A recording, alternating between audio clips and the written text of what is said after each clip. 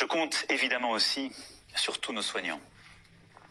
Je sais tout ce qu'ils ont déjà fait, je sais ce qu'il leur reste à faire. Le gouvernement et moi-même serons là, nous prendrons toutes nos responsabilités pour vous.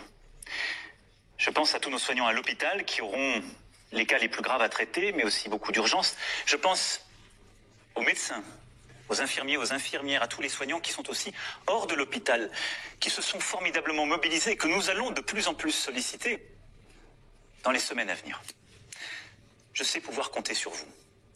Le ministre de la Santé aura l'occasion aussi de préciser dans les prochaines heures les règles pour que nous vous aidions à bien vous protéger contre le virus. C'est le respect que nous avons envers vous et c'est évidemment ce que la nation vous doit.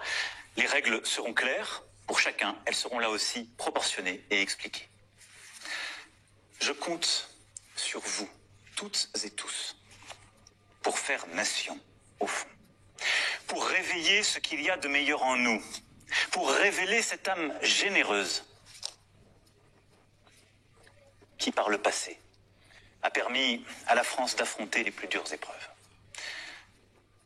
Mes chers compatriotes, il nous faudra demain tirer les leçons du moment que nous traversons. Interroger le modèle de développement dans lequel s'est engagé notre monde depuis des décennies et qui dévoile ses failles au grand jour.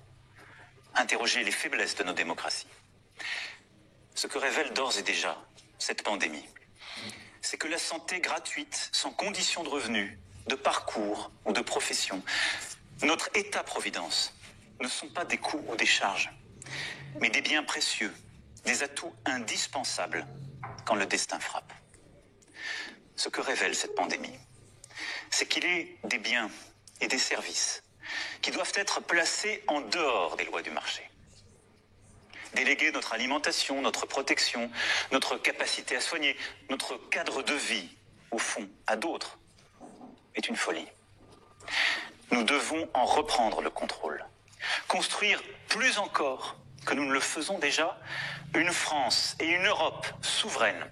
Une France et une Europe qui tiennent fermement leur destin en main.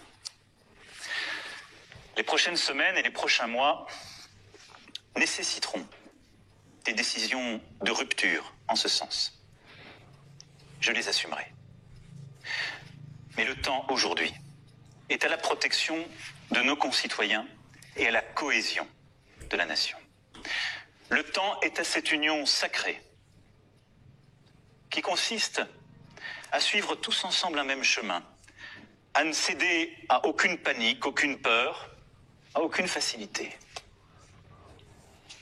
mais à retrouver cette force d'âme qui est la nôtre et qui a permis à notre peuple de surmonter tant de crises à travers l'histoire. La France unie, c'est notre meilleur atout dans la période troublée que nous traversons. Nous tiendrons tous ensemble. Vive la République, vive la France.